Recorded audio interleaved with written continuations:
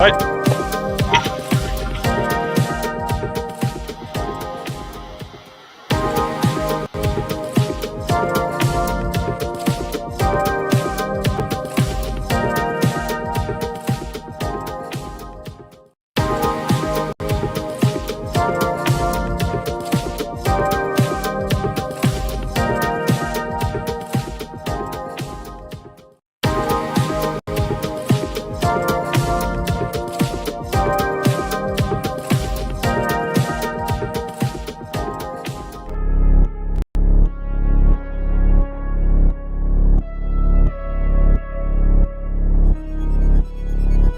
The webinar seminar.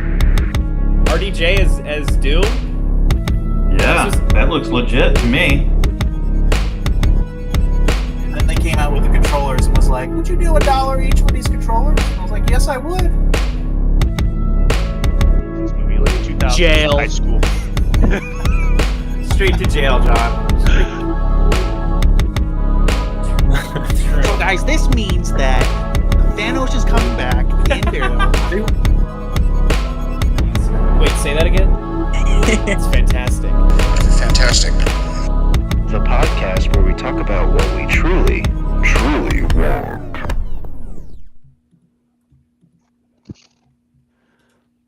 Hey, people. Can you hear me?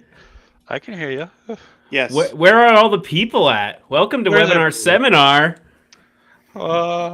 Where's We're Jakey here. boy? We're here. He's coming. Jacob is Jacob, coming. where are you?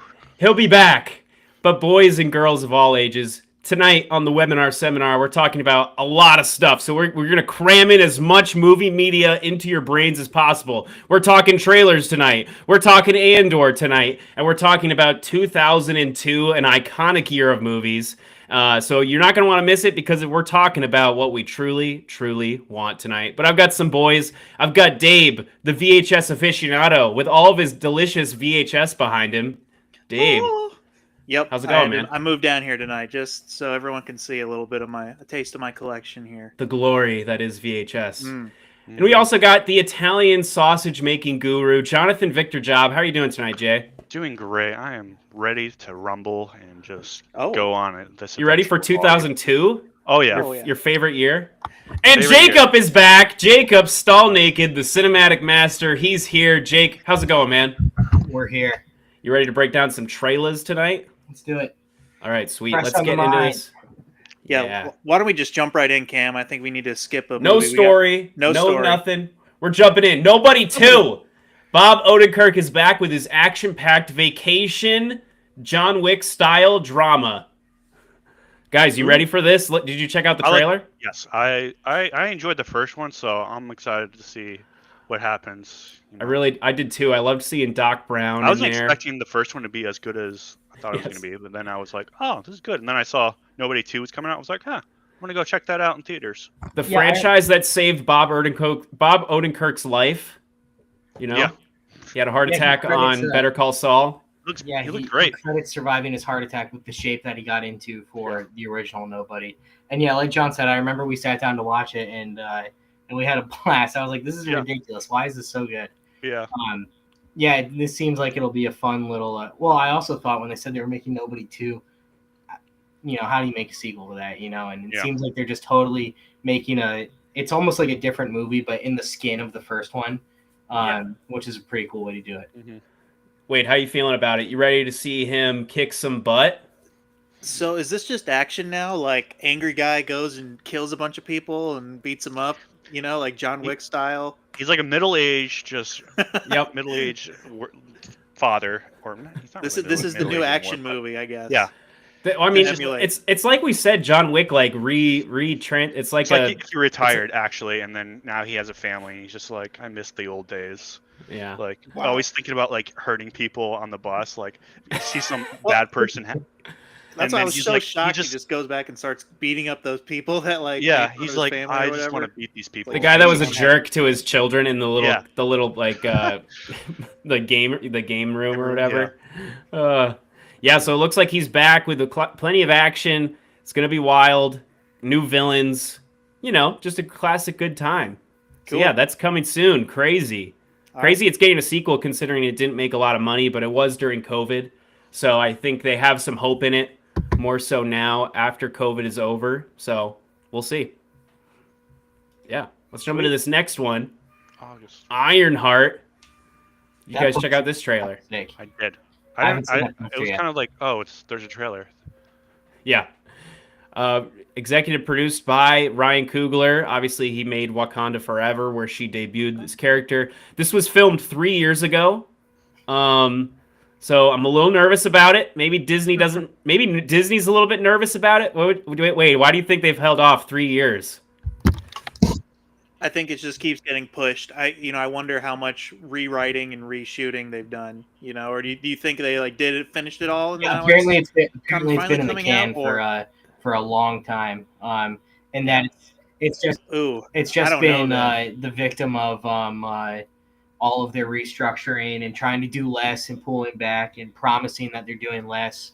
And I think part of the reason they pushed it too was they knew there was nothing being filmed in the writer's strike. I mean, think of how little Marvel we've actually had in the past year. I mean, so I think they were trying to push it a bit to stretch it out. But the fact that they are releasing, Well, I think maybe it's all at once. Maybe they are trying to just chunk and dump it and be like.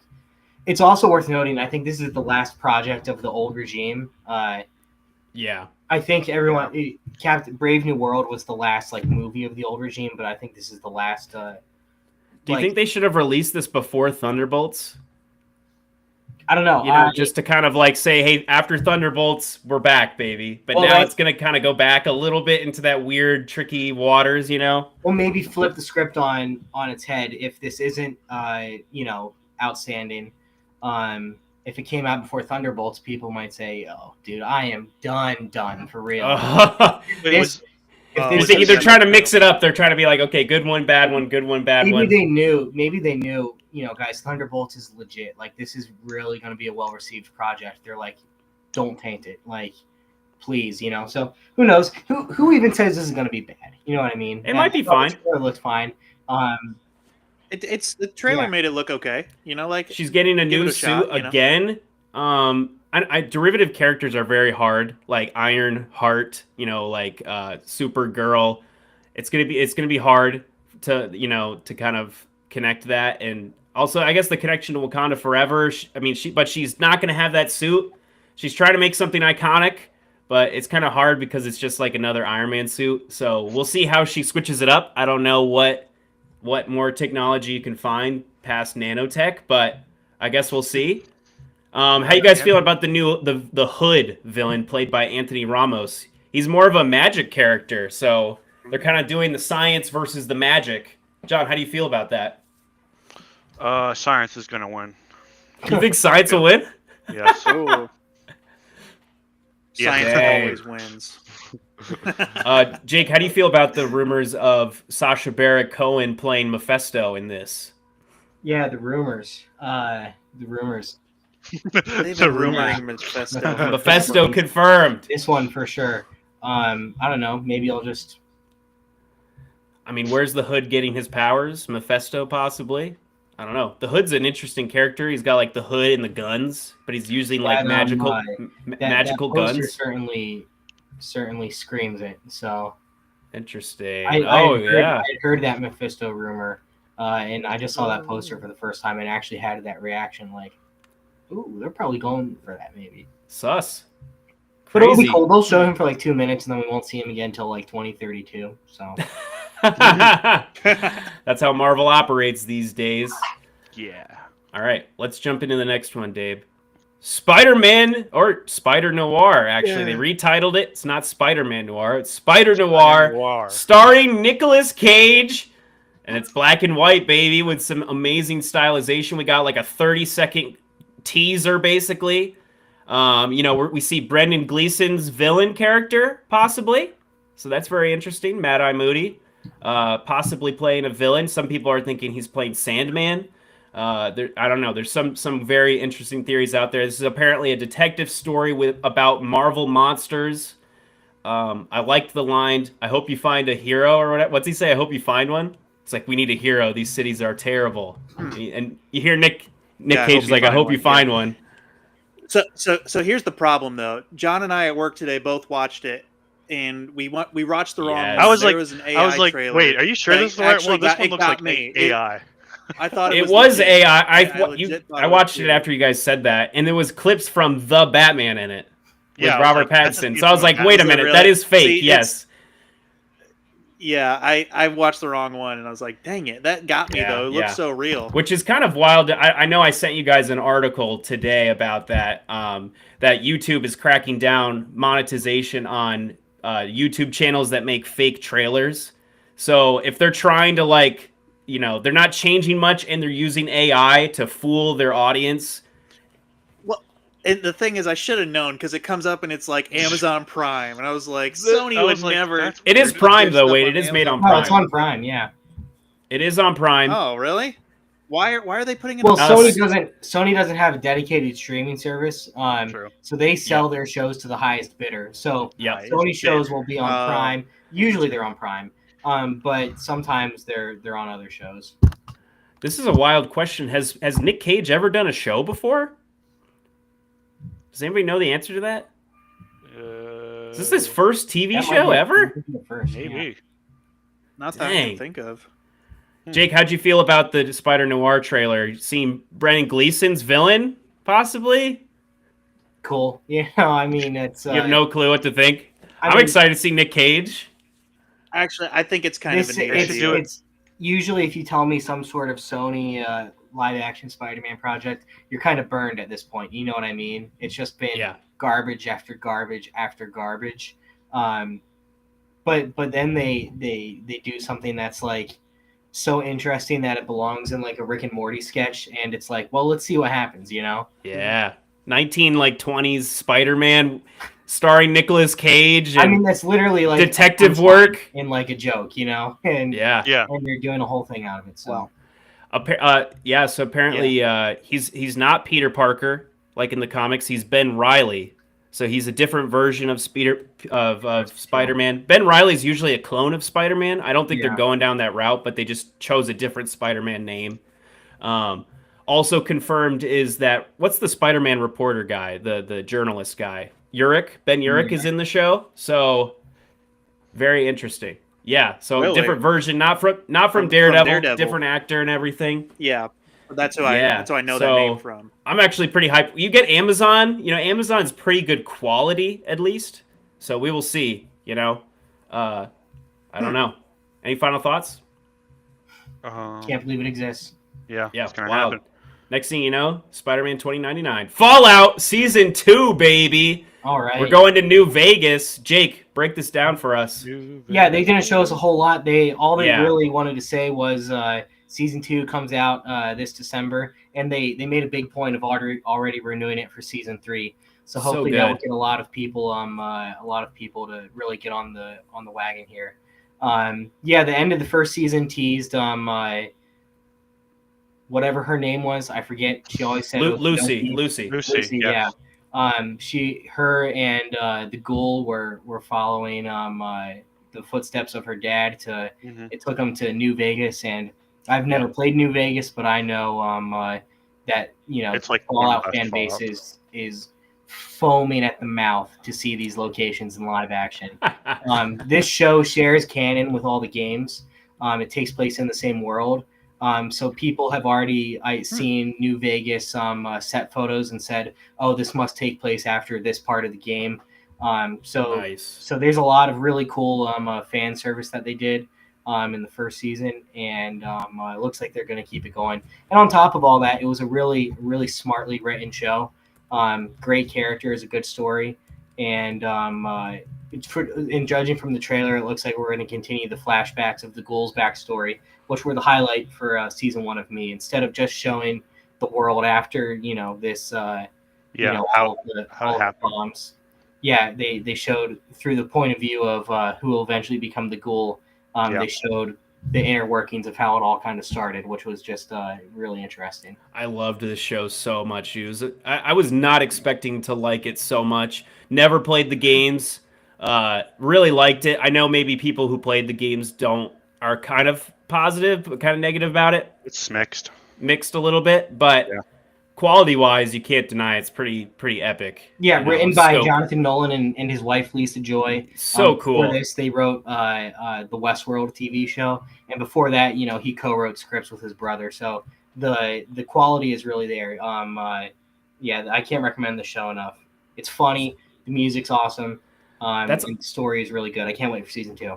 That's awesome. We're getting like back-to-back seasons, right? Mhm. Didn't last season came out last year, so Came we're out getting last it. Yeah, so 2024 Yeah. and then 2025. That's nice for once, Yeah. Usually got to wait like 2-3 years. For I think these types of they're shows. pushing it a little. I think it came out like January 2024, and it's coming out December 2025. Yeah, you're right. I You're think right. they're a little, or maybe it was sometime in the spring. It was maybe this time last year, but Wade, you might like this actually.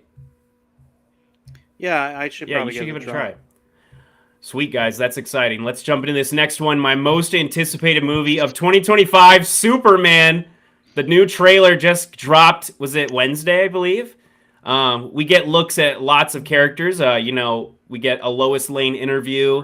Superman stopping a war, supposedly. New looks at our Secretary of Defense, Rick Flag Sr. Possibly Ultraman. Well, not really. We don't really know who this guy is in the black here with the U on his chest. The engineer from the Authority as well, with crazy like blades and stuff infiltrating the Fortress of Solitude. We get Lex talking. We get Metamorpho. We get Crypto. Guys, how are you feeling about it? it looks great. It looks great. Pretty excited. I guess John, I'm not overwhelmed or I'm not underwhelmed. I'm just whelmed. John, you're just whelmed. You're in the middle. Yeah. John, here's what I want to ask you. Will you go see it? Will you? I will go see it. Yeah, I want to Okay. see it. I think that's a But- thumbs up from John. Yeah, I'll go see it for sure. You're It's- intrigued, of course. John. I don't think this trailer Yeah. added anything. That's my- though, yeah. Really, it was just like okay, yeah. I still don't really They know just what's going on. enhanced the scenes we've already seen for sure.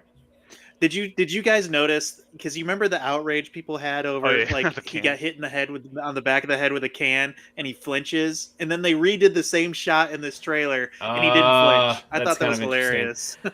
hilarious. Yeah, some people are complaining online that like when Lois Lane is interviewing Superman that he's too emotional, and like he Yeah, or that she's too aggressive, and I was like, do you even know Lois Lane's character? well, he's like Or- lashing out, but he's just frustrated. But I think he's just more so comfortable with her, to be able to talk that way. I think it's a fake interview. It's not going anywhere, I don't know. Like If they're that- like flirting a bit or something. Hard to Yeah, say. almost like they're just like conversing. I did like his character change where she was like Superman and he was like, "Yes, Miss Lane," and like his voice kind of changed. I did like that. Kind of reminds me of like Christopher Reeves, who played Superman in the past. Do you guys think we saw like the metahumans in like these glass chambers? We saw like Metamorpho. There's something up with these metahumans. I think Metamorpho is creating kryptonite in that one scene. So maybe that is where they get kryptonite. I don't know. That's a theory online as well. So you guys like the look of Lex thus far? Yeah, I like Lex. I hope Lex is really good. I hope he's like scary. Yeah. Yeah, I hope he's like not like Lex from Man of Steel or not Batman versus Superman. Yeah. So I hope he's not Or like he's that. quirky. Ugh. Or even the old one, the old one from the old Supermans. I thought he was. They've just always gone the goofy. silly or the, extravagant route. I want like the perfect human male specimen Lex Luthor. So I guess we'll see what they do here. Yeah. Yeah, he's angry. He's like you think he's a Superman. He's more of an it. He just thinks of these people with powers as like less Problems. than. So yeah, problems. I'm assuming that whole war at the beginning is somehow Lex's like company is funding it or something, and he's mad. I don't know. Could be. Lex Luthor's always manipulating everything, good theory. all behind the scenes and everything. Yeah. So yeah, I'm excited. The only issue I had was with the girl in the tower taking the selfie. I was just like, come on, I hated that. I don't know why I hated that. There's that big fight outside, and she's taking She's a selfie. taking was a like, selfie during this huge battle. I was like, I don't know It's so why. I real, think though. it is real, but it's like I hate people like that. Like in the middle of something dangerous, they're just like, like you're like, oh. I think you're right, Way. We didn't really get anything new though. That like it does make it makes Yeah, me more other hype than- you know. But yeah, Sure. Jake, Yeah. how'd you feel about seeing Jonathan Kent, his father, and Ma Kent? Is Jake paused? I like it. I like it because they look like they're real, like Real Southern people, yeah. Yeah, real Kansas. You know what I mean? people, Like, farmers. you know, he's not there. I cleaned your boots. Kevin Costner and Diane Keaton or whoever it was. Yeah. Diane Lane, living in Beautiful Oklahoma. actresses. Yeah. So I like that they're That's just funny. too farm. It's good. You know, it's Yeah, I like the guy. He's from Walking Dead, right? Is yeah. Apparently, like one episode Otis? I saw like Otis. 10 years ago. Yeah, he's Otis in I'm Walking just Dead. kidding. So. Otis, the guy that Shane shot in the knee. Oh yeah. Oh, Also, Yeah. also shoots Carl. oh yeah. All Not good. But yeah, guys, really cool. I'm super excited. I mean, this movie is around the corner, guys. This is crazy. 2 months from Crazy. now. Wild. Insane. Cool. Okay, John, we're gonna jump into Andor. Oh. Okay. We're gonna. John hasn't seen it yet. Want to binge it? He's gonna binge it. So, John, All right. I will go ahead and mute I will John. mute. And John, if you we'll want to. get you to hop back in Yeah, I once love we're the talking part about. where Luke Skywalker Oh. died. That was Hey. Now, Oh, boys, just before we missed it. start this, let's keep it civil. Oops. Let's keep the debate civil. Okay, Cam's been trying to start a fight all day. And, No, I haven't. Yeah. not gonna fight. I do have some hot Wow, takes, okay. probably. So. All right, let's talk. Andor Season 2, Episode 10, dropped. Was it yesterday? Tuesday? No, 2 days ago. Two- Let's go into these story beats real quick. We got Luthen Rail and Clea Markey are still operating from Coruscant, but are now in grave danger. Lonnie Jung delivers critical intel. The Empire's energy project is a cover for a weapon, an energy weapon. They don't really say it's the Death Star yet. Luthen realizes the time has come to burn everything down before they're caught. Let's jump into that story beat. How'd you guys feel about that whole scene? That was dark. Luthen- I mean, Luthen played his hand. He's not a good person. They killed this guy. Yeah, they've hinted it a lot of times throughout the show that he's willing to do bad things for the rebellion. Sometimes it sounded like him being dramatic. Oh, I do bad things to fight bad people. You know what I mean? But he proved it. He did an evil act as one of his last things. And did it protect rebels? Maybe. I think it was too far. I think it was him panicking and doing the wrong thing. And Why couldn't he bring the guy with it? I didn't understand that. But because Lonnie knew that the ISB was right on his tail. Yeah. You saw Luthen didn't even have a chance to get away. yeah, And Luthen, obviously, as we're going to talk about later, has a plan for himself. And yeah, his instinct here was just burn everything. And unfortunately, that means killing, the probably the best, agent, the best, hero, as he called him in season 1 that the rebellion ever had, without any, thought. It was really dark, and it's a pretty big. We learned a lot about his character this episode through his backstories and Yeah. through this action. We really learned that all these bad things he said he was doing, he probably was. And it's a pretty harrowing way to start. What's his Andor I'm- follows yeah. suit right at the beginning of Rogue One. So And yeah, obviously he's been training Andor under his wing, and that must be something that he impressed on him. And Yeah. here's But okay. Here's the difference, though. I think Cassian is at his heart still a good Mhm. person. He still cares about his fellow rebels, and he wants to, bring them along and make sure that they all make it. But Luthen, I really did not like his character at all, and I know it's probably that's the way it's supposed to be.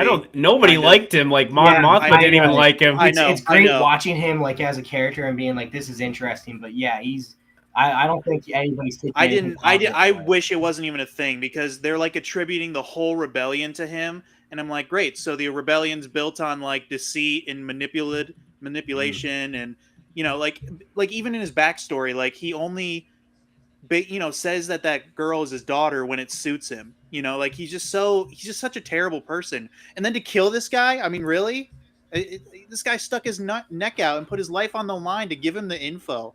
And not only does he like not take care of him, he kills him. So I mean, like, what happened to good guys versus bad guys? Light versus dark.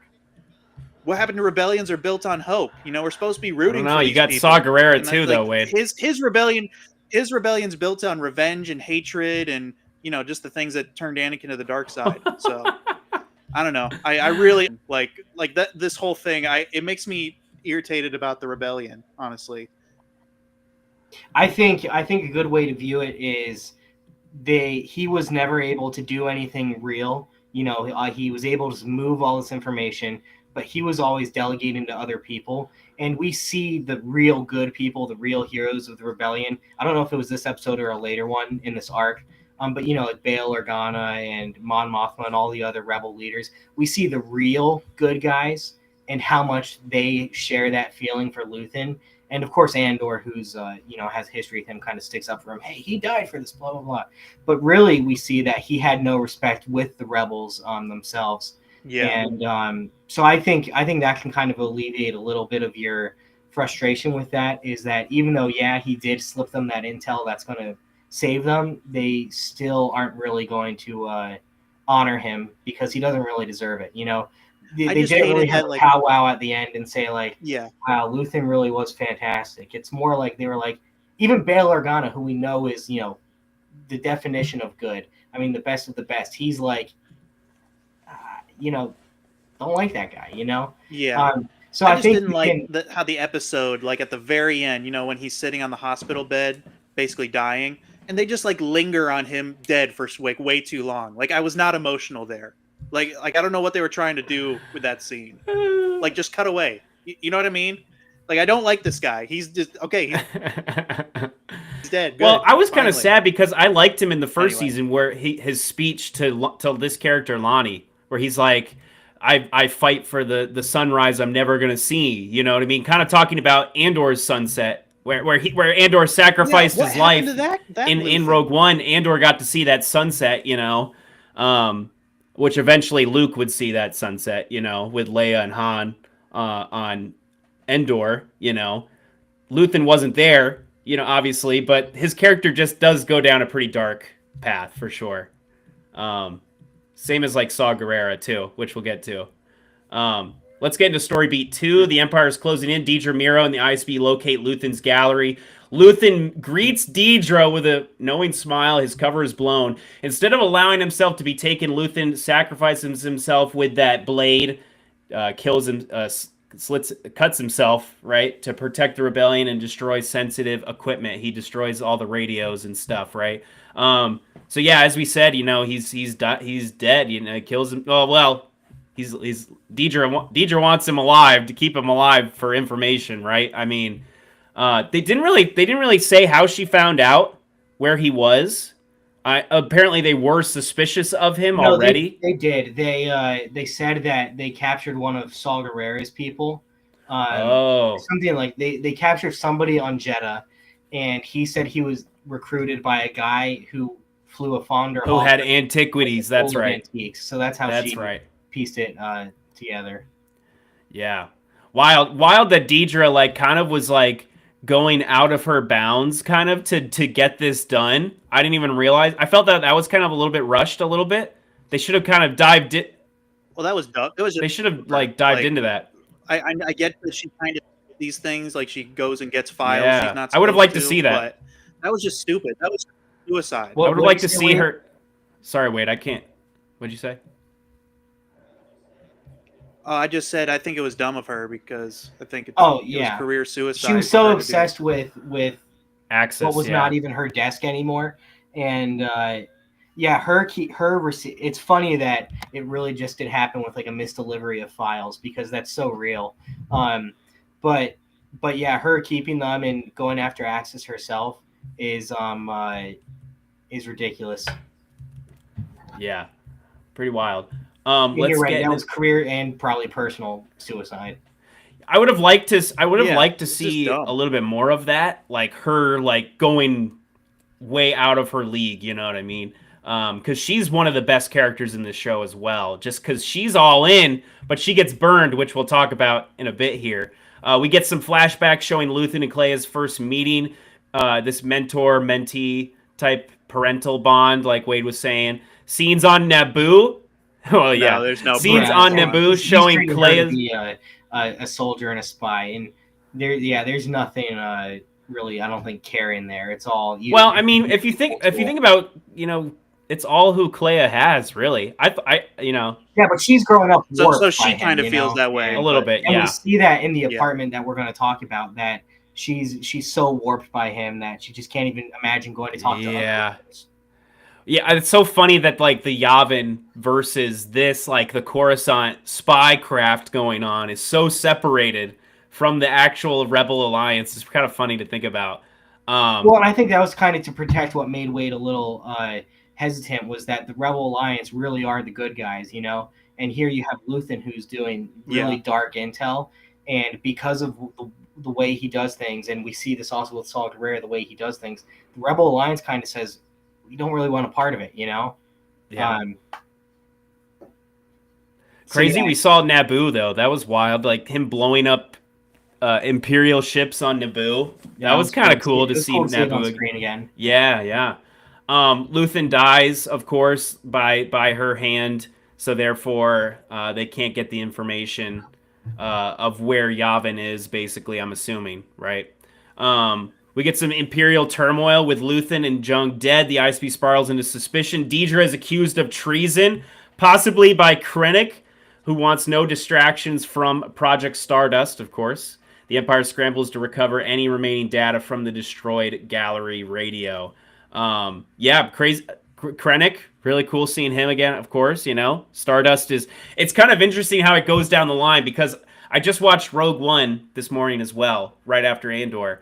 And I'm realizing Moff Tarkin is super mad at Krennic, but in Andor, Krennic is mad at the people below him, and it just trickles down, all these people are getting in trouble, but then it's building up to where it's Krennic's fault. It's Krennic's fault. He's in charge of the ISB technically, Wild. That's kind of hilarious. Yeah. I didn't think about it like that. So how'd you feel about that, Jake? Yeah, it was. I was actually kind of worried going into the season that Krennic would steal a bit too much of the story. I didn't really feel like he needed to be in the show. But then the season, he was pretty much just a supporting character for Deidre's story. So I really liked that. That was how it resolved. Was when they arrested her, dude, and he's pushing her around, Yeah. I was like, this is gross. I don't know. He's just weird. He's just he's a creepy villain. He's just wild. Everything he said to her was totally deserved, though. Oh, because she's and you're from basically his a point of rebel view. because you're not living up to code, the Imperial code. Crazy. Exactly. She's rebelling against them, but for them, But it just When you're, not and it's following almost protocol, if you don't so. follow protocol, you're basically a rebel. Wild thinking there. Really smart writing. I think Krennic is the best. From from Andor to Rogue One. That's I feel. I have some things which I'll talk about at the end, like the carryovers. Krennic is the most his character flows really well from show to movie. So let's look. Cassian Melshi and K2SO are on Yavin 4 when a distress signal from Clea reaches them. The trio races to Coruscant in their U-wing to rescue her. K2SO counting. He doesn't listen to their rules, right? He helps them at the safe house. They find Clea instead of Luthen, and the Imperials are about to storm in. This is a good scene with K2SO taking them all out. That's the thing. If they didn't have K2SO, they'd be screwed. All of these missions, he's so OP. Yeah, Well, those for real. droids are OP. Because I noticed I noticed when he's kicking people, after he kicks them, you can hear the hydraulics kick back, and I'm like, geez, the force that he has, if there's whole hydraulics pushing. Yeah. Deadly. That might be a plot hole. It's if the Imperials were smart, they would not have stormtroopers. They would have all of these K2, these K2 units, Yeah, well, but they're probably expensive to manufacture. Who knows? But so we get that whole scene. They rescue Clea. They get the information about Galen Erso. Classic setup right to Rogue One. And the they don't know it's called the Death Star yet because Cassian learns that in obviously Rogue One. let's go into this next part. K2SO disobeys orders. We already said that. They head back to Yavin. The Alliance reacts. Mon Mothma and Bail Organa meet with other rebel leaders to discuss the Death Star. The room is filled with doubt and hesitation. It was cool to see all of those actors back from all the leaders. Jake, how'd you feel about seeing all those guys back? Yeah, good continuity. Yeah, it was for sure. Yeah. Cassian gives an impassioned speech defending Luthen's legacy, urging the council to take the threat seriously. It's like, hey, Luthen died for this information. Even though you guys didn't like him, we gotta like listen. We gotta like take action about this stuff, you know. Yeah, Mon Mothma's on their side a little bit. She knows Luthen, obviously. So yeah, interesting. Is there anything else? What am I missing, Jake? There's a lot more. From there, it kind of, they were going to rescue Clea, and she didn't want to go. But they just had to get her out of there, and I think by this point they would probably went into the next episode, because I think it just like cut in the middle of that scene. That's right. And so we get Cassian is dismissed, but he has made this point, hints to the future of Tivik, Kafrene, Saw Gerrera, stepping stones to Rogue One. Basically, his fate is sealed, but his hope lives on as well. What else happens here? I'm trying to. My breakdown isn't fully. What else happens, Jake? I'm drawing a blank. Like in the next episode. Yeah, in the very last episode. So they brought her back to Yavin, and everybody's upset because obviously they broke a lot of protocols and they don't know if it's safe. Yeah, and then it's really just a lot of character work there than just wrapping it up. Couple trying to kind of building the stepping stones into Rogue One. Yeah, like Major Padagast is killed. Nemik's Mephisto plays over a montage of rebel action. That was kind of cool. That guy's recording from the first season. Yeah, and actually when Major Partagaz was listening, oh man, it sounded like he was maybe even taking it to heart a little bit. He was about to commit an act of rebellion. Yeah. So dang. It's and he could tell he was about to be. He's like, why did I even do this? All this effort, and I have to kill myself now. Yeah. Wild. Because it was his fault. All the rebels getting out of there, Clea getting out of there with the information. From Lonnie. Pretty wild. Deidre is imprisoned in Narkina 5 facility. Yeah, I wanted to see Kino Loy there. That would have been wild. Yeah, her being imprisoned by her own system is a really fitting end, knowing that she's going to have to just slave away doing forever. What we've seen that they do there forever, as long as she lasts. And until she gets out with the New Republic, the new Republic, like in the Mandoverse. Yeah, and they try to they reform Imperials. Yeah, you're right. Yeah. I think we're probably ready to segue into what you had talked about, which was segueing into Rogue One. And I just wanted to say I really liked how they were able to provide like a final story beat for most of the characters that we don't see in Rogue One, and yet Cassian's story just keeps on going because we know what's going to happen next. We get here. I got it written down. Bail says, "If I die fighting the Empire, I want to go down swinging." Our final shot is a peaceful field of Mina Rao where the next generation is hidden. The future of the rebellion, the son of Cassian Andor and Bix. Who is that baby? I bet he's nobody. I don't think it's Poe. Everybody's like, Poe Dameron. It's Poe Dameron. I'm like, no, it's not Poe Dameron. They've invested a lot into Poe's parents as characters in comics anyways. No, but I think it was really just to say it was a final image of I burned my life for the sunrise, blah blah blah. That was Cassian's victory at the end of the day. Yeah, exactly. Cassian doesn't know it, but he saved the world for his son. Pretty bittersweet. But I did feel kind of weird that he kisses. Why does he kiss what's her name? Jyn Erso. I was like, that's kind of weird. Like, okay, maybe he's like imagining it's Bix at the end of Rogue One. Yeah, don't they kiss? No. Yeah, they do. No, they embrace, really. Oh, they embrace. They don't kiss? You no. Sure? And honestly, I think kind of the intention was Jyn Erso's almost a little sister-like, and we see him dreaming of his sister again too. I gotcha. And that's another thing for him. They should have showed that clip, maybe. I don't know. That's Yeah. really interesting. So I think it's a bit more of a sibling thing, and I think that's why they brought the imagery of his sister back, was to Yeah. he will find a sister in the next week, and Dang, it was kind of depressing seeing Mon Mothma's husband just with like a random chick, just like in a car drunk. I was like, what? Like, I feel like, why didn't he get any repercussions? That's interesting. I guess maybe they were already divorced. I'm honestly assuming. showing the way the look on his face and the way he was drinking made it look like he still had the weight of the world on him. You know what I mean? He was just sitting there like 1,000 yards, vacant, empty, probably confused, so it's interesting to see. I was happy they showed that, even if it was just a little moment of how maybe life is going to go on for him, but how weird it is. Yeah. Wait, Jake, let me check if we're still live here. I'm nervous. Where's Wade? Oh wait, okay, we're still live. We're still live, guys. Okay. I don't know where Wade went, but hopefully he's back Right, soon. he's not there. Maybe he just went on. Maybe he went on mute. Family thing. Wade.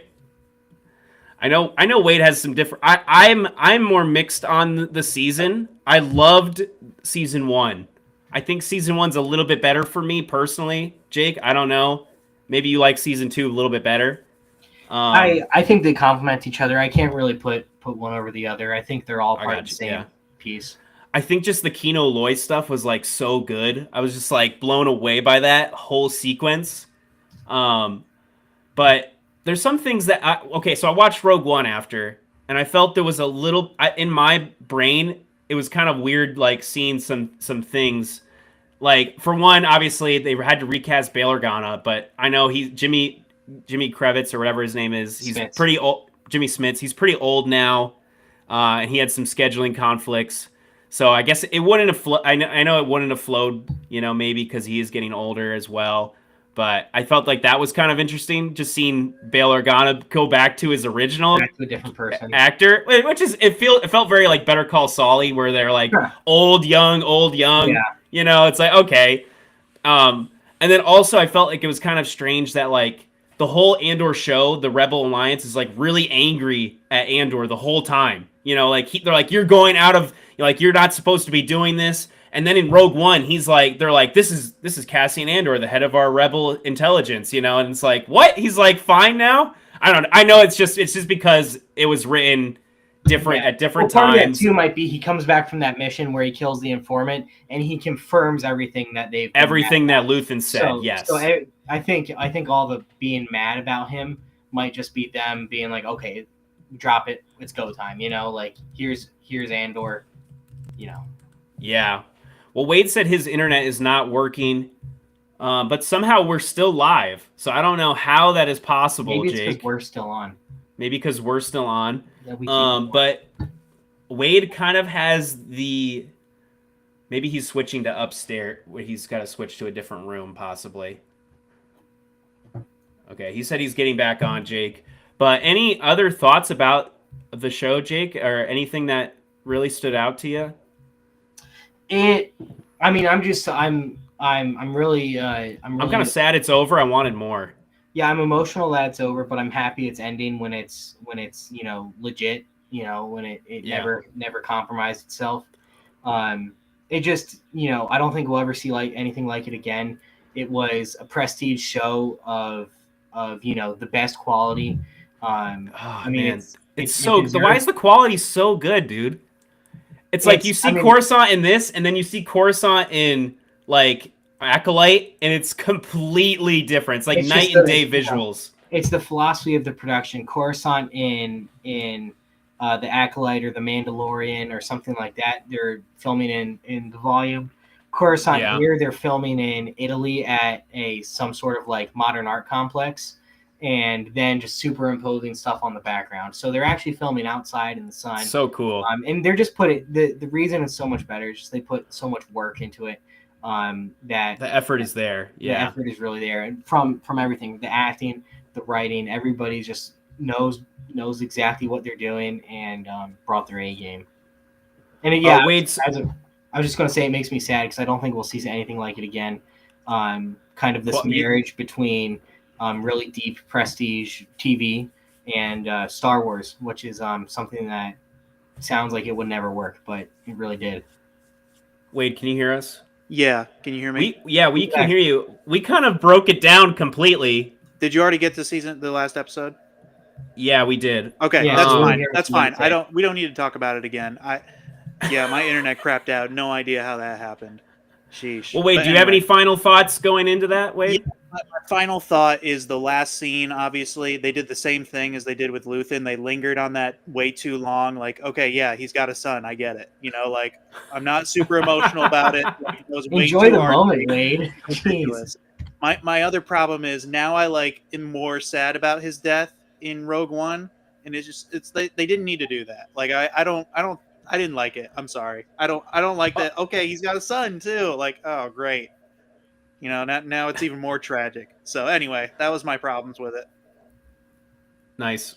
But other than that, I K2SO, he's great. He's probably the standout in these last few episodes.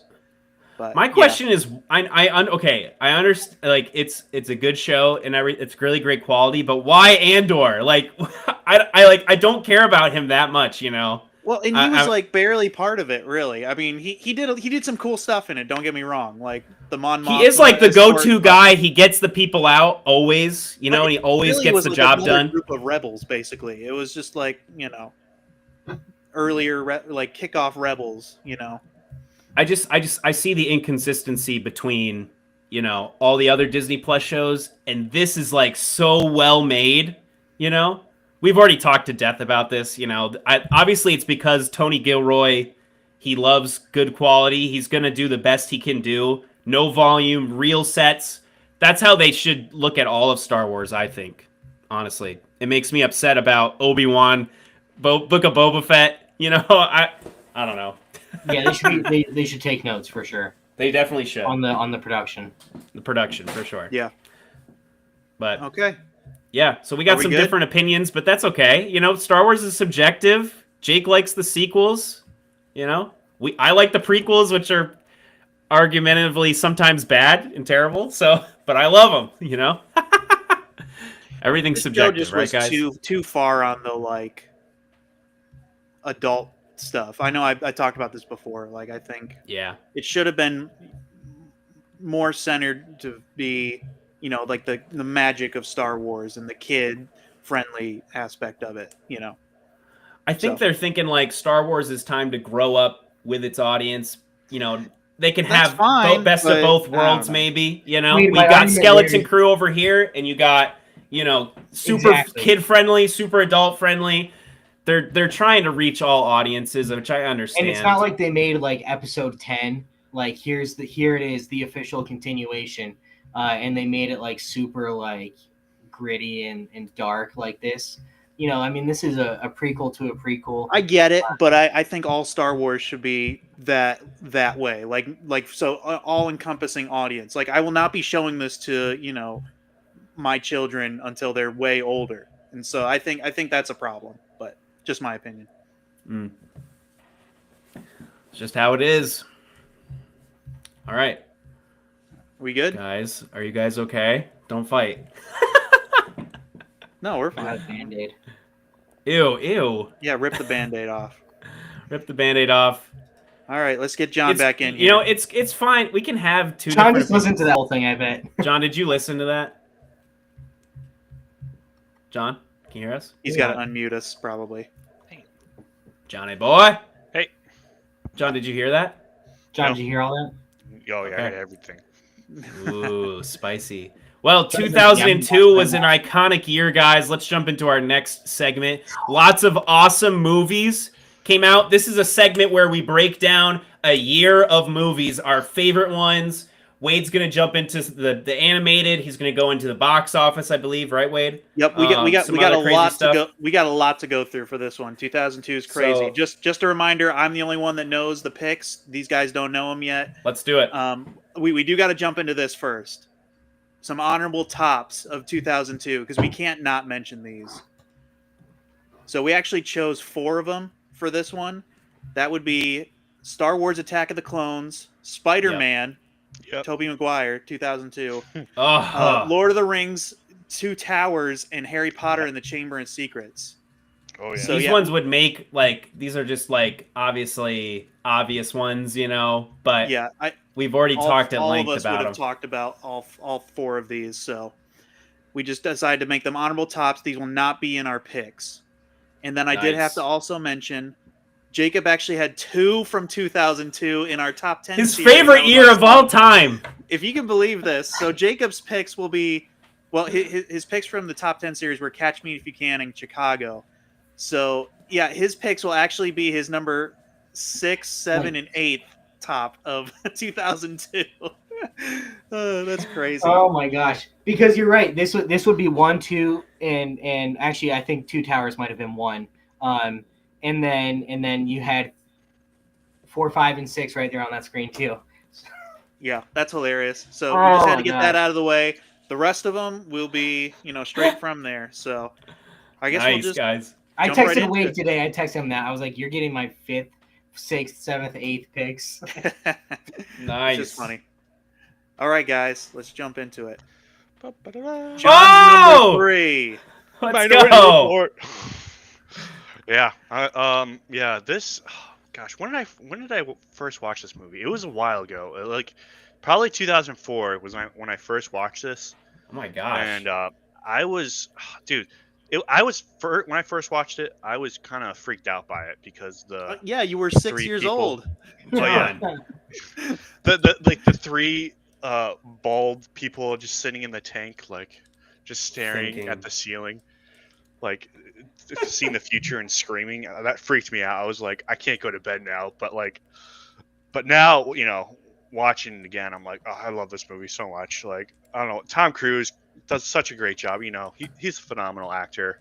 But I think with Tom in this movie, Tom Cruise took a serious pay reduction. I'm pretty sure because he wanted this movie to, get made, and so.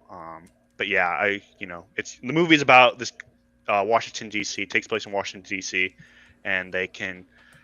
It's the unit he's a part of is called pre-crime. So they have these 3 people that can see the future and detect who's going to kill somebody, and so they go after these people and they arrest them and they put them in this this weird jail where they are just kind of asleep the whole time. I don't know, but then one case they get, it's Tom Cruise's character. He's shown seen as the person to commit murder, and so he's trying to run away and trying to figure out why this is happening. So I don't know, I loved it. Yeah. I always enjoy it. I when I watch it, it's just a great movie. It I kind of remember gets showing into this- some weird stuff though, because it's you would just arrest everybody because at some point somebody's going to commit a crime. Yeah, that's the only thing. It's I don't know how they don't Everybody really would have to be dive, perfect. dive super deep, but yeah, I mean, I don't know. But it's a fun time. I understand. It's a fun movie. Yeah. It's a classic Tom Cruise, Minority Report, classic action movie. Yeah, and he's sci-fi a running little away, bit. and then on top of that, he's dealing with he's still struggling to get over losing his son because in the movie his son gets in the past he from his past his son gets abducted and they never find him, so he's struggling to kind of move on from that, and so and then that's kind of a part of it, and it's a good movie. It's a good movie. I like it. Nice. Cool. Sweet. Have you He's seen not it, a Jacob? minority. Yeah. Wow, dang. He's not a minority. Minority. That's funny. All right, let's jump into the next one. Jacob's Yes. number What? Oh, I forgot about this movie. Never- Drumline, baby. Dude, Guys, Drumline, classic. This movie, it sucks. I mean, really. Oh. The story's thin. The acting's bad. It is bad. The music's really not all that great. But I've probably seen it 30 times. Just my because gosh. when my high school band teacher was out, he left us, which was frequent. He left us just a rotation of movies to watch, in that rotation was Ocean's 11 and Drumline. And he always left us with a worksheet.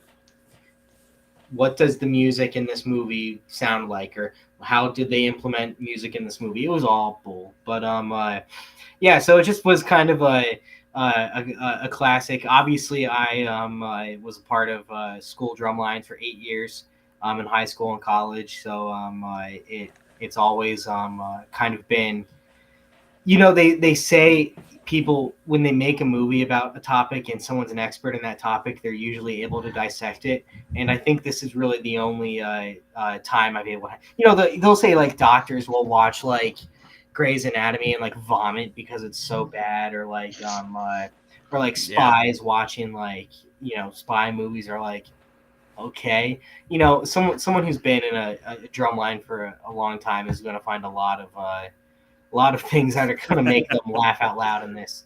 But it kind of, because it was, just this kind of like goofy kind of movie, it influenced a lot of stuff in kind of that culture, this band culture of kids in the, like turn of like the 2010s.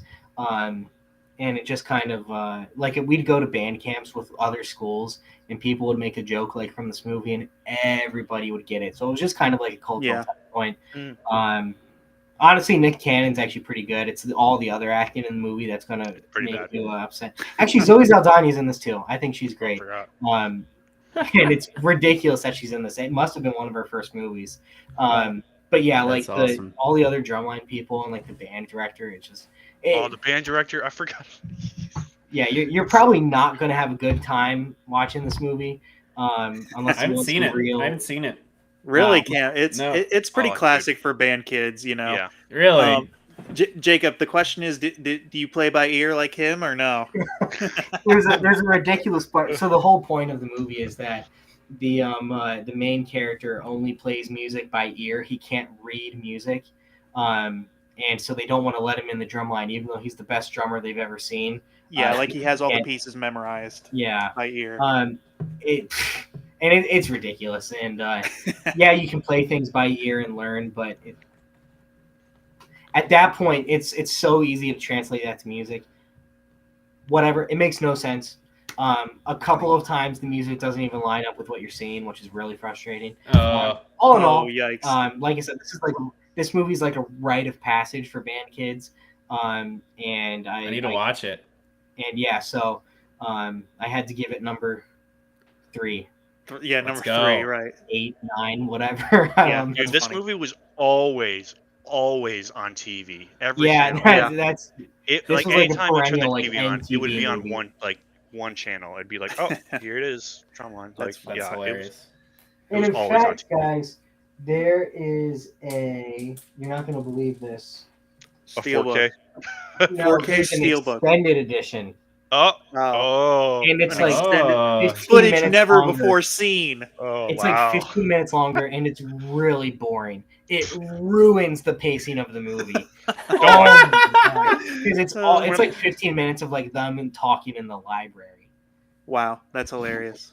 Oh, Yeah, Sometimes that'll extended is make you worse. want to drop out of school. Dang. nice. All right, let's Sweet. jump into the next one. This is our first overlap.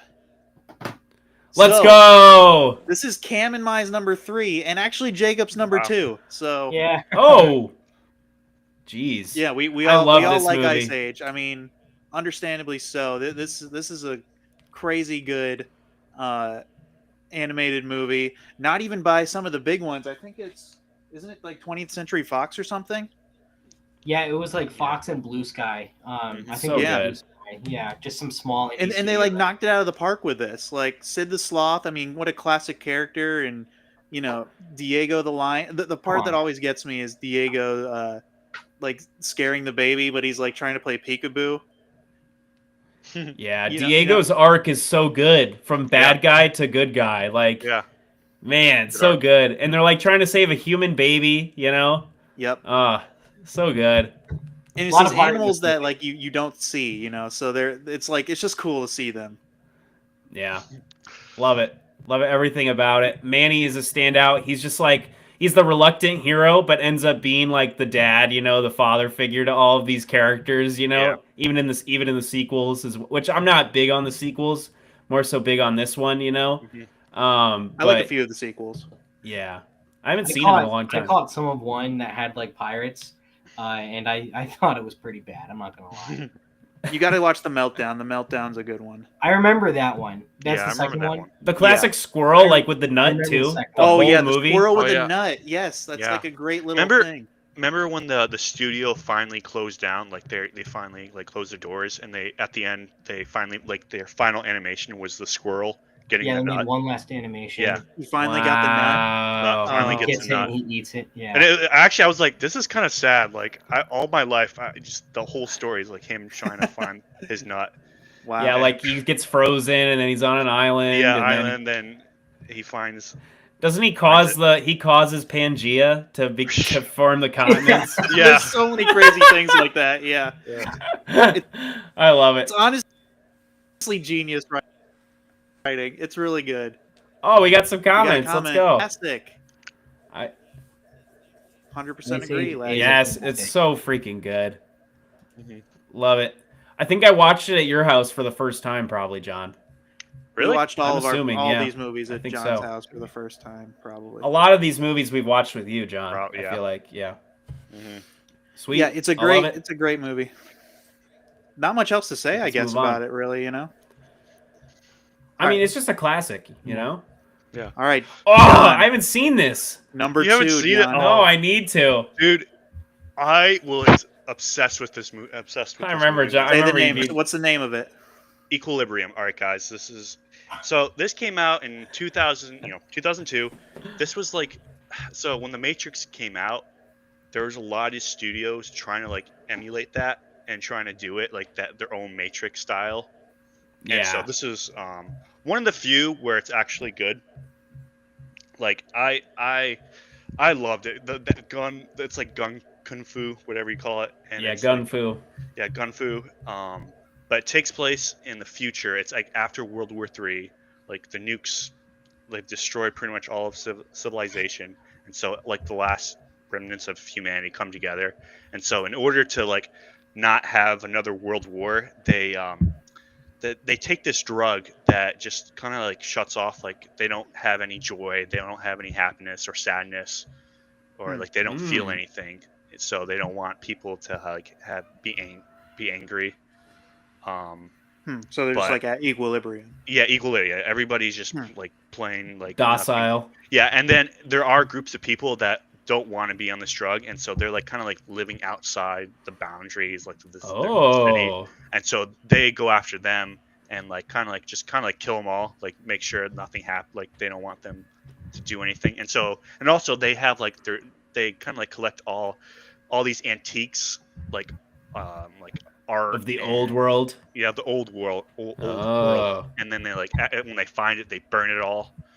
And it's like they don't want. It is like a twist on the Matrix almost, where it's like, What's oh, funny is Christian Bale looks like Neo here.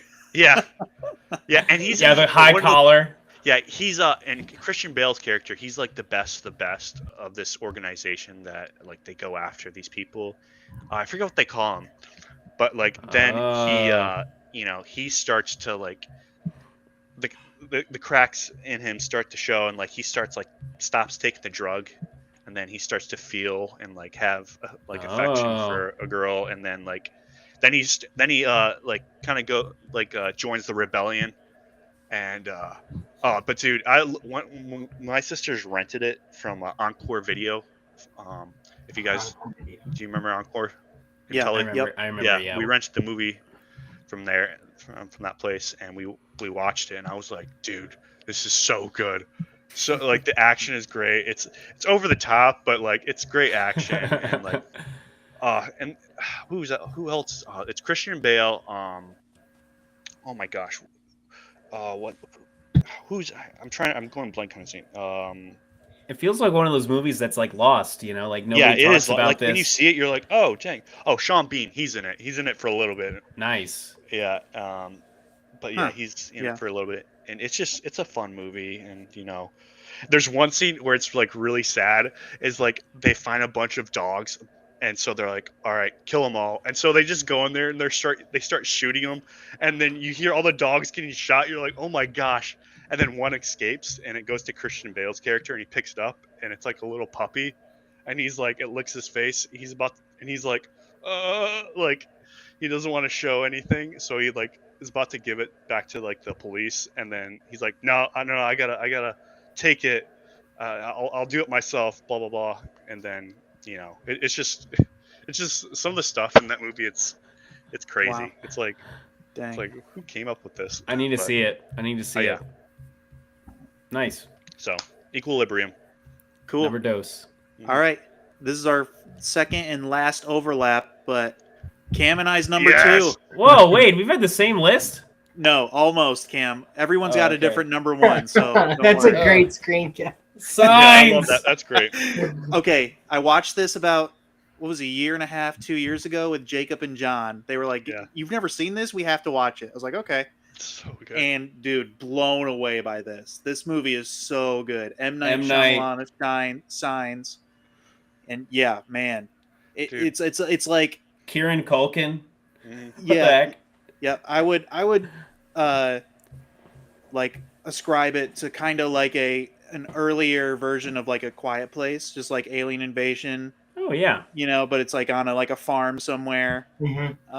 But yeah, it's so good. And man, Mel Gibson, his character arc in it is so intriguing. Just he's Yeah. a priest, but he's away from a priest because his wife died.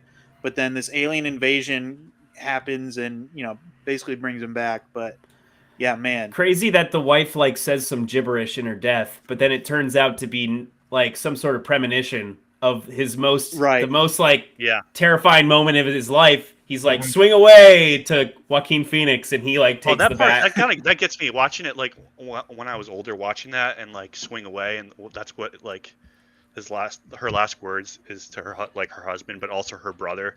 Like I don't know why but that gets me. But yeah, and Joaquin Phoenix in this movie is also great. He's Oh, so my word. funny. Yeah, it's wild Yeah. to see him as a good guy for once. You know? This Yeah, this seriously. movie's so funny because for our generation, it's like the classic like kids in elementary school telling Yeah. you like, or in middle school telling you like you have to see this movie Signs when it's on TV, Yeah. and it's on HBO and it's 10:30 at night and you watch it, and I got scared, man. And Dude, it was The just filming is awesome in this, by the Yeah. way. They don't show you the alien They very don't much. show you the alien. so and that they don't need freaks to, the though. kid out more because the kid's Yeah. imagination is It builds the yeah. anticipation. Yeah. The scene in the basement, like the jump Oh. scare in the basement, gets Yeah, me every time. That got I watched it with my parents. That got my mom, and she screamed. She's like, ah!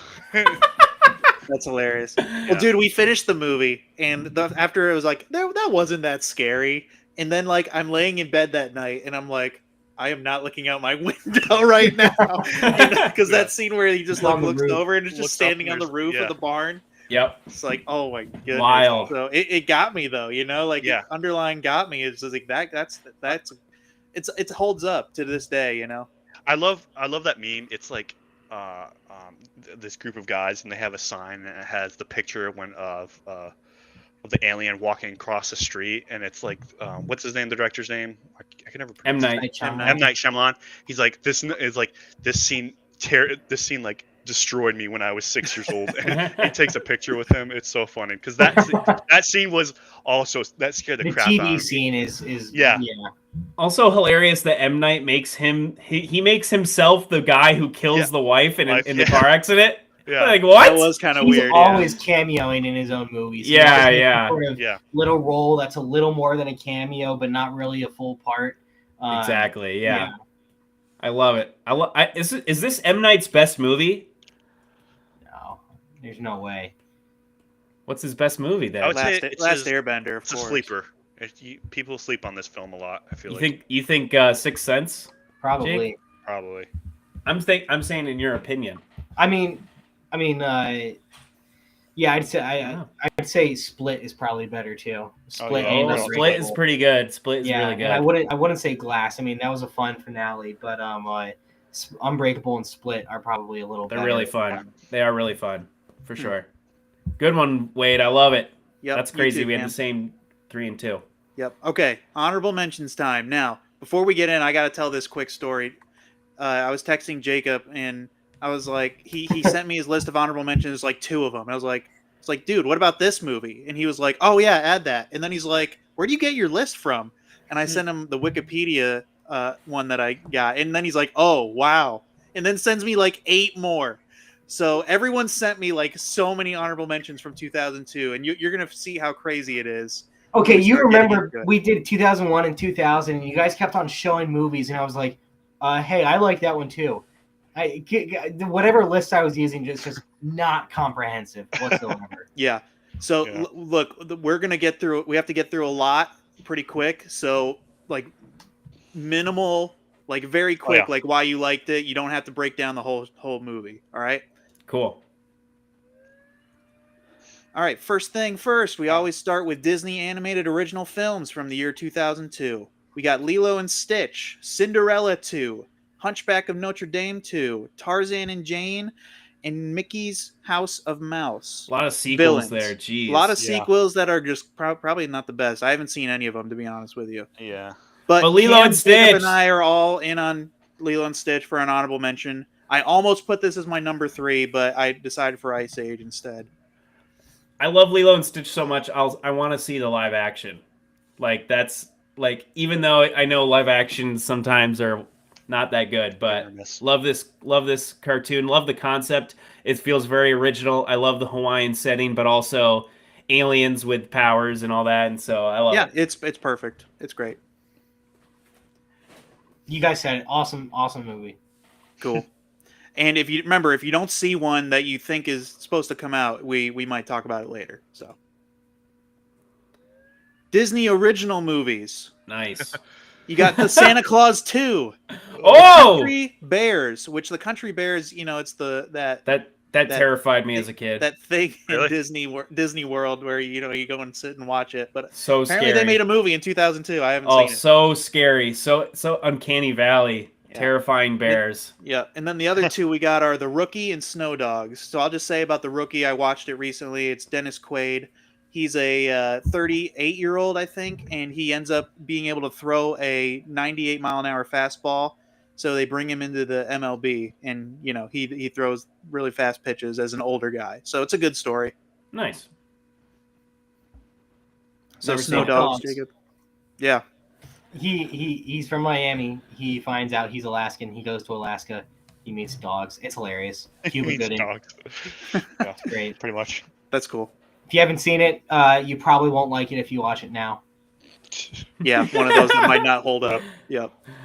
Sarah and I actually just watched it on a snow day recently. We were watching a bunch of snow, ice themed movies, and we watched it, and I'm glad I'm nostalgic for it. Yeah, that's the only way sometimes. I just wanted to mention Nickelodeon movies real quick. None of these I've even seen, but Hey Arnold the movie, Wild Thornberrys the movie, and then this movie Clock Stoppers. Never seen them. Yeah, I've just seen the VHSs and sold them a few times, but yeah, not the best year for Nickelodeon. Unless there's probably people that love these though. So Yeah, I've seen these movies like all the time growing up, but never watched them. all right, and of course kids movies because we were all kids in 2002. You got the WB, Powerpuff Girls, and Pokemon Forever. Jacob. Nice. It's about Celebi, the mythical Pokemon, guardian of the forest, and they're tearing the forest down. We had this one on VHS. Actually, I think we probably still do. And That's cool. I watched That it one's a worth lot. money. Is it really? Yeah, probably like $10 to $15. Oh well, Not like crazy money. yeah. Not worth it. All right, and then we got a few. Well, DreamWorks. DreamWorks did have Spirit, Stallion of the Cimarron or whatever, and that movie's okay. That's actually one of my wife's favorite movies. Oh, really? It's one of Same my with one. Morgan. Same with mine. Yeah. So I haven't seen it though. So Never seen anyway. Godspeed, soldiers. it. Matt Damon. Yep. So then we got a couple other Matt kids Damon. movies. Kermit Swamp Matt Years, based on the Muppets. Kermit. I never watched it, but I remember seeing Swamp the trailer. Years. What the freak? Yep. And then we got an honorable mention for Jacob, Spy Kids 2. Yes. The What is Island it? of The Lost Island of Dreams. Lost Dreams. You think God too stays in heaven because he lives in fear of what he created? Is that a line from it? Yeah, That's it's a a line. line. That's a from lie. Spy Kids 2. Is this the one with Elijah Wood? No, that's the third No, one. third This one. is the one with Steve Buscemi as the guy Yeah. who makes all these like little animals and they all got too big and he gets trapped on his island. And he muses that line to himself. He's like, I hide in it's hilarious. Yeah. It's Oh funny. man, These movies are crazy, aren't they? Those Spy Kids. They're so good. man. never seen them. Yeah, I haven't either. Wow. Yeah, we didn't grow up watching them. Cam and I have like similar. I love first one, movies we second one. watched. That's the only one I watched. I only cared Dude, the about third those one's two. the best. I'm gonna honorable mention the third one. We gotta, if we're gonna ever do watch parties again, it's these movies. Oh no! because You're it's in for good a now ride. because it's full of relevant actors who we still see. Yeah. But it's so zany. Yeah. Dang. Nice. All right, and last one on here, Cam. Jonah, a VeggieTales movie. Let's go. I loved this growing up. Like these like washed up pirates who don't do anything. You know, they don't do any Yeah, crime. and then they use them for the story of Jonah. Exactly. I love it. You gotta love it. That's an epic movie. It is. That is a classic. Yep. Yeah. I haven't seen it in a long time. All right, and of course we've got to do John's chick flick pick of the week. This is my favorite segment on the podcast. John, 2 weeks notice. It's it's about a it has my girl Sandra Bullock. She's in it. She puts her 2 weeks in, and her boss is he's this big millionaire. Hugh Grant, and so they have a relationship, but it's just like coworkers, and they kind of like fall for each other by the end. So it's a good rom-com. I love it. They don't make movies like this anymore. So They don't. Good. shut up.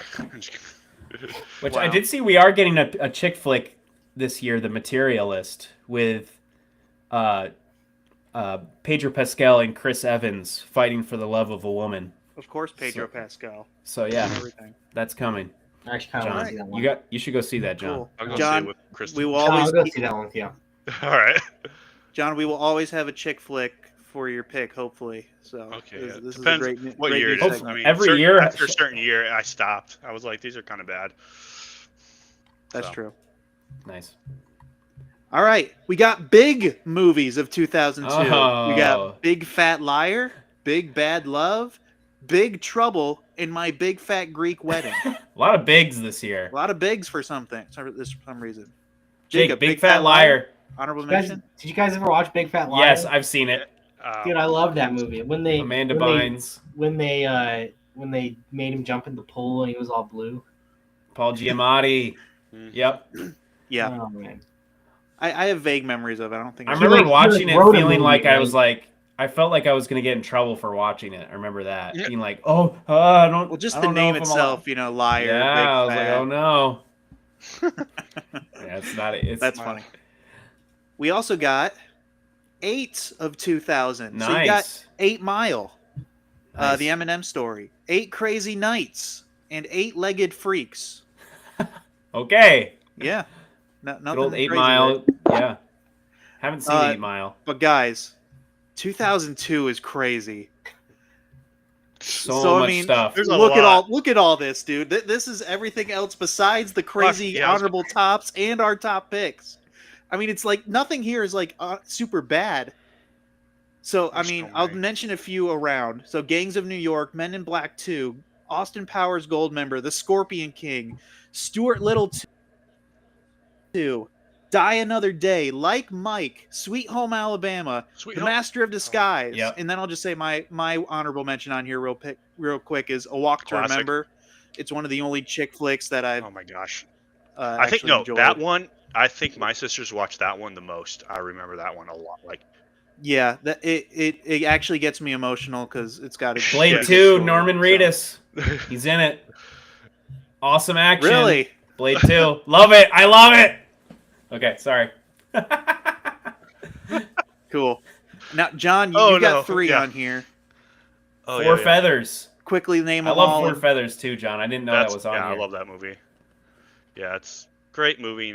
Takes place during the Great Britain's empire, like the British imperialism in Sudan. I'm pretty sure. Nice, yeah. And, yeah, just a good movie. And then Rain Cool. of Fire. I know What Wade about- doesn't like this, but it is a classic. I love dragons. It's so cool. You need nostalgia for that. I'm sorry. It's Matthew bad. McConaughey and Christian Bale. How can you go wrong with that? Yes. Yeah, you Gerard have Butler's fast in it cut, as blurry action scenes with like their four heads are chopped off in every scene, and it's kind of rough story. I'm sorry. I'll stop. K-19, The Widowmaker, John. Yep. Another submarine That's a movie. John movie. That's a John Job movie. Another That's a good sub one. movie. Liam That's Neeson funny. and Harrison Ford. Dude, it's a good one.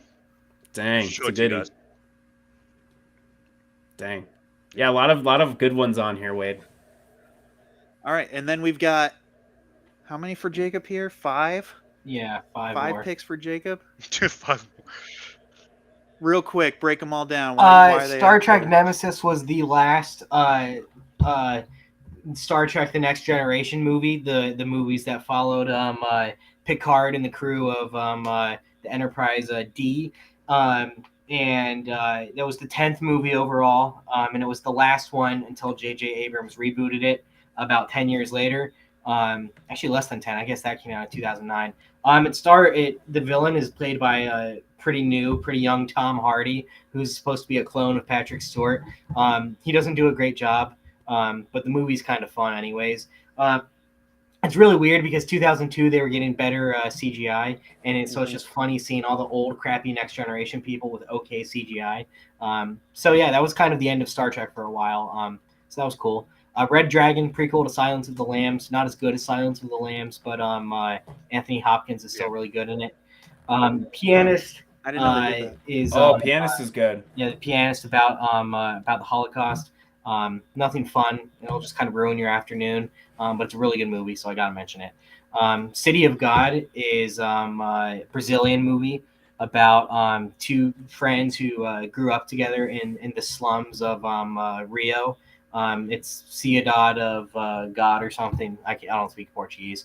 The whole thing's in Portuguese. You got to do some serious reading when you watch it because it's like 3 hours of subtitles. One grows up to become like a journalist and a photographer, and the other grows up to be a crime lord, and it's kind of about their story throughout their entire lives. And it's based on a true story. Really impactful stuff and pretty darn entertaining too. And then The Crocodile Hunter, Collision Course. Let's go. I'm actually sad that this is so far down on the list because it means a lot to me because it is it's the first movie I ever remember seeing it in theaters. I saw it in a movie theater in Ocean City, Maryland on a rainy day in 2002 when we were on vacation. And it's actually probably the oldest movie I have in my collection. I think Jake, were you 5 years old? 6 years old? I would have been that summer. I would have been 4 or 5. Yeah. Dang. Yeah. I'm pretty sure that this DVD is from 2002 or 3. Because I think that's we cool. love this movie so much that they bought it for us. And so let's find out if there's any disc rot. Dude. Oh, Disc rot. I don't believe it's real, honestly. actually, I've never we seen got it. some right here. John, you seem emotional about it. Dude. Steve Irwin, Dan. You're sad about him? He's you know, awesome. I grew up watching him, like the show he did all the time when I was like little and homeschooled. And when the day he died, dude, it broke me. It affected me. I was like, Yeah. Yeah. what? I was so upset. Yeah, I it was is like, tragic. stupid Stingray. I was so angry. I love that meme. Wow. It's like men today, if they had a time machine, it's like going back and saving Steve Irwin.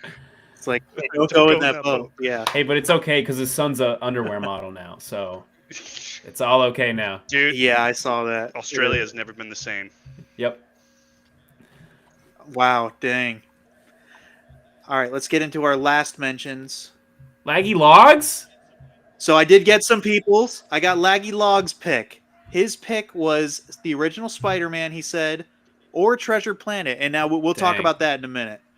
But and then I also got Jacob's wife, Sarah. We've had her on the pod before. I asked her what her pick was, and then she said Let's Ice go. Age, which Yeah, we can yeah. agree with that. That was a good one. Classics. All right, guys, before I jump to the next one, the top 4 grossing were our 4 top honorable mentions. What order do you think they Oh. were in? Uh, What do you think number 1 was? Let's just go with that. Spider-Man. Think Lord of the Spider-Man made the Rings. most? I should know this. I feel like Spider-Man. Actually, it might be Harry Potter. Well, you know, yeah. Oh, Spider-Man. I was wrong. Nope.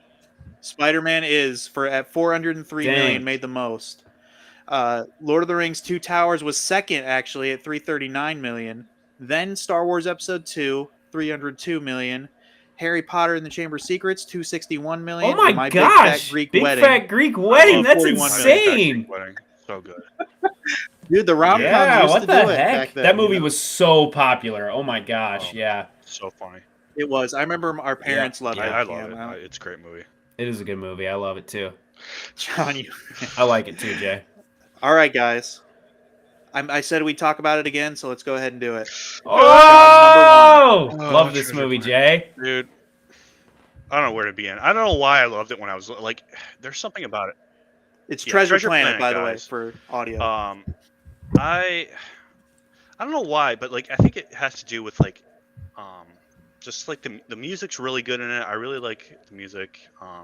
But like the story of how this young boy is like, he goes out on an adventure for like the first time. He leaves home, and he is just kind of like, it's based on the book Treasure Island, kind of, I guess, loosely, but it's like in space, and but like the animation in this movie is also really good. Like this was like Disney's like last like Hand drawn. film.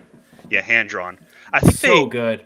they it's kind of a lot when it came out. They put it like when the weekend it came out was like Friday before Harry Potter, I think, or was it? I can't remember exactly the date, but like they put it on a weekend where everybody knew it wasn't gonna succeed, and so I think Disney was kind of like trying to like move away from hand drawn animation, and so they're So like, sad. all right.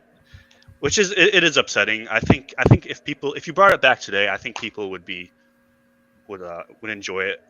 But yeah, the movie is really great. You know, it follows his journey, and like he never had a dad, the main character, and so he makes friends with the cook on the ship he's on, and they're trying to find Treasure Planet, and he's like slowly this relationship grows between them, but you find out like the cook is like the pirate. He's like the captain, and like all the crew are all pirates as well. And so he's like at odds with him, throughout the film. And he's like trying to like, like what do I do?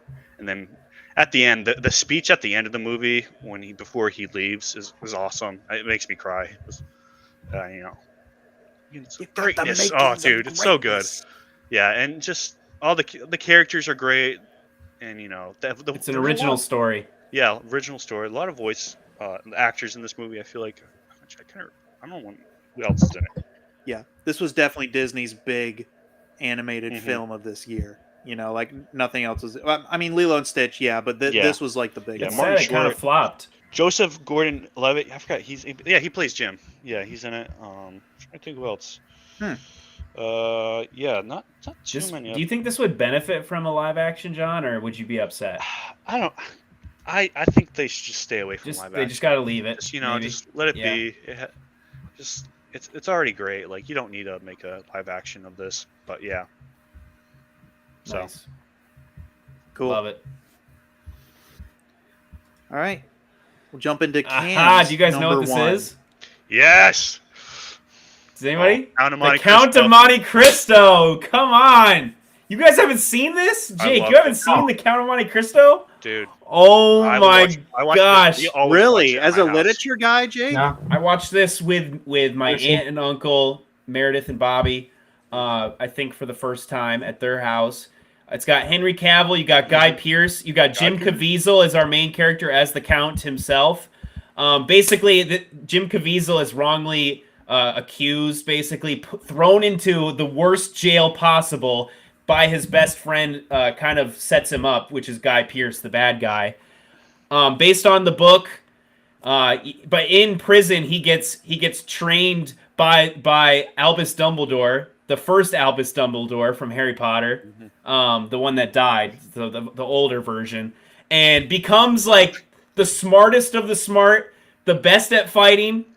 It's an awesome like prison jailbreak movie. It's an awesome like comeback story. He becomes the richest man ever because he finds some treasure. I mean, you gotta watch this movie. It is incredible. I love it. The end with the revenge.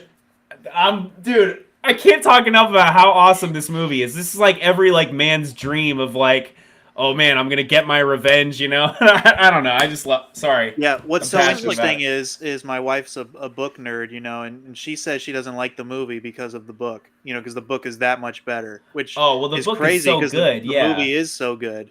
So yeah, yeah. Yes, this was like Henry Cavill's like first film. Yep. Yeah. This and is it not Stargate, Stardust or whatever? He's really young in that movie too. But yeah. Classic movie. Really love it. It looks. For some reason, this picture makes it look like an older movie, but It is an old movie. I mean, well, it is an older movie. It takes place in an older time. Yeah. Yes. Yeah. Love it. I don't know. Any other thoughts, Wade? You've seen it, right? Yeah. Yep. It's great. It's good. Yeah. Jake, you never seen it? Never seen it. Jake, I highly recommend it. You should watch it someday. I think it's free. It's probably on a streaming service somewhere. Yeah. I just watched it like last year, I think. Or Nothing is free. True. True. Unless you own it. All right. Yep. Let's jump into my number one. Let's go. The Bourne Identity, and I just rewatched this. This is so good. You know, obviously starring Matt Damon. He's a like special, you know, like highly trained agent basically who loses his memory, but he still is like able to have all of his skills and his crazy memory, and he like knows exactly what to do in every situation. It's but just everybody's great. after him too. Everybody's after him because he, you know, defies orders or whatever. But yeah, man, really good. And I don't know why Ben Affleck and Matt Damon are so obsessed with like these characters who are savants in a way, but there's something wrong with them. Like Good Will Hunting, he's a genius in math and literature and all this stuff, but you know he has relationship problems. And then Bourne Identity, he's a genius in like agent stuff, but he lost his memory. And then the accountant, you got.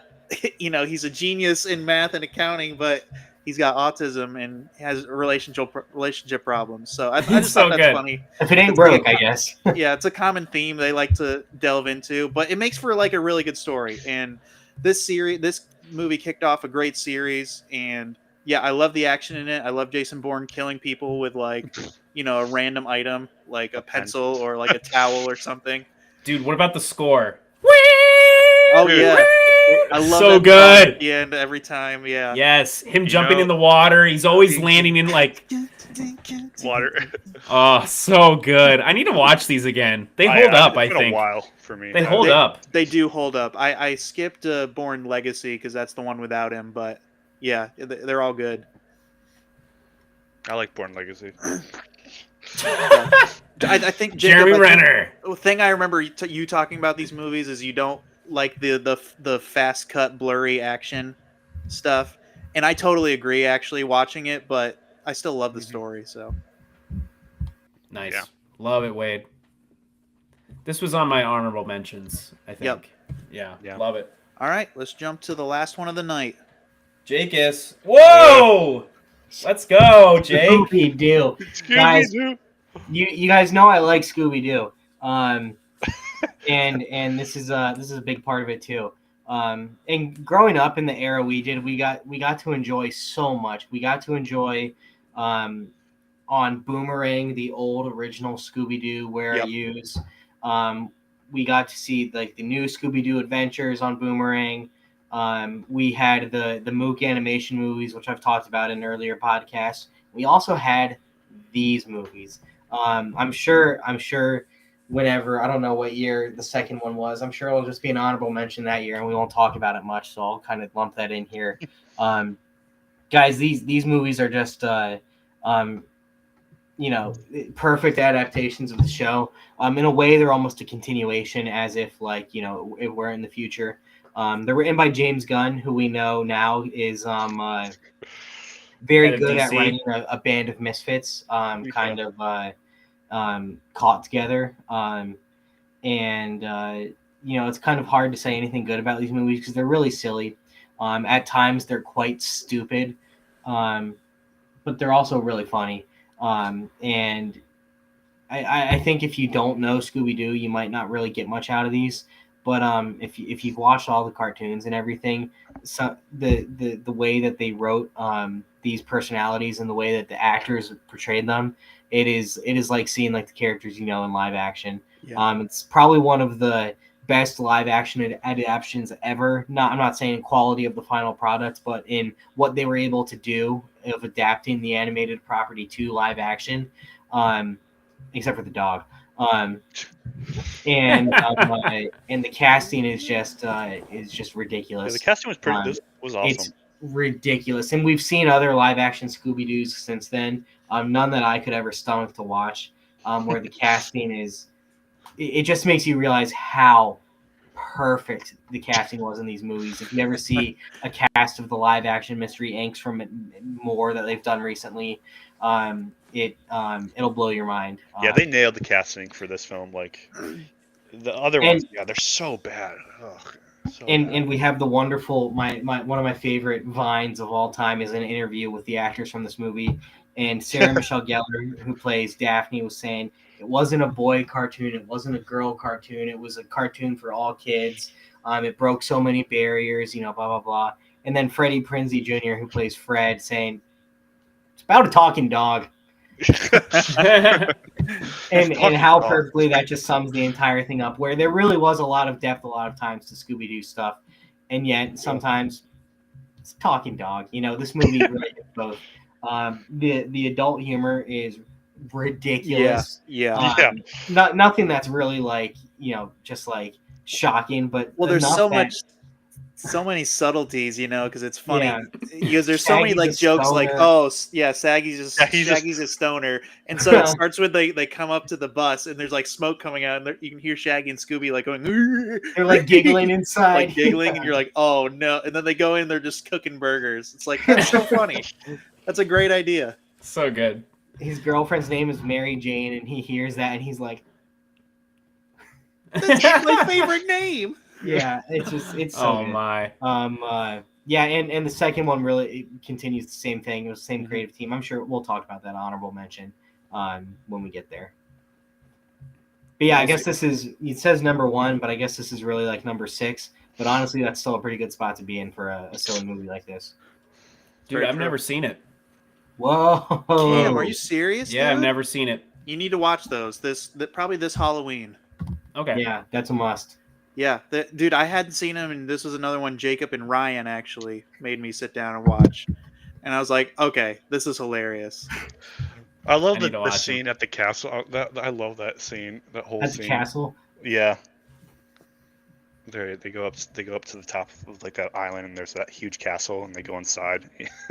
Oh, yeah. Yeah. Cotton candy. Candy? Wow. That's the second one. But yeah. That's so funny. I remember Scooby showing and Shaggy, the second movie to you guys. When you guys were still living in New York, I showed this movie to you guys, and your mom was upset that you watched it. I don't remember, John. Oh, I remember it. I don't remember seeing it either. No. John got in trouble if you remember.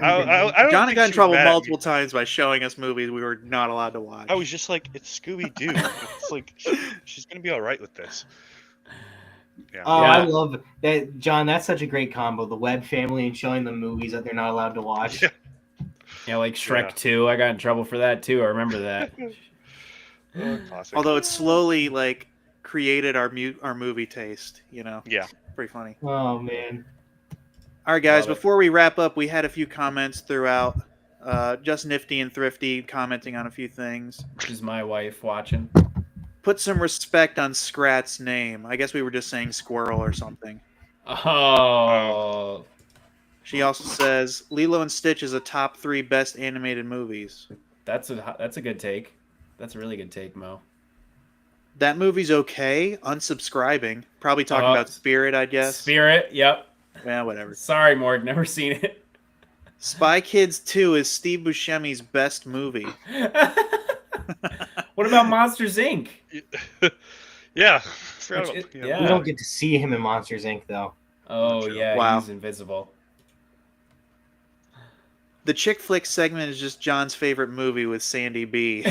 Every year, it's just Sandra Bullock's movie. You kind of say I love Sandra Bullock. Wow. Nice. Last one. I cried myself to sleep when Steve died. Wrote Terry Irvin a letter of condolence. I actually believe that Morg would do something like that as a I kid. believe that. Yeah. Yeah, Yeah. classic.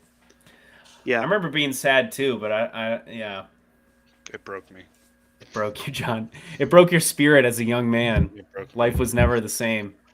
I wonder what life would be like if he was still alive today. What type of man I would be. There'd probably be less war. Less war, less struggles. Yep. Oh, COVID wouldn't have happened. yeah. No. Wow. The Office. Steve Carell would have never left The Office. Yep. Well, guys, we're wrapping it up here on the pod. Thank you for being on here, the webinar seminar. Make sure to follow us on Spotify, Instagram, like and subscribe today to our YouTube channel, the Webinar Seminar Podcast. You can email us at the Webinar Seminar Podcast at gmail.com. We will answer you. We'll try to get your a question. If you want to shoot a question in there, we'll answer it on the pod, whatever. You can always comment on our videos. We have short form videos breaking down this episode, so you can check those out later in the week if you just want to see different segments, if you want to watch just the things you are interested in, guys. So thanks for being on here. 2002 was a fun year. Peace out. Oof, peace. That was a tough year. 2003, just FYI, a lot easier. There's not as much, I think. Oh, really? I think so, from what I saw. 2002 was a wild year. For It you. was a wild year. Jeffrey. For me. So, yeah, you guys might disagree, but anyways, see ya. All right, guys. Peace.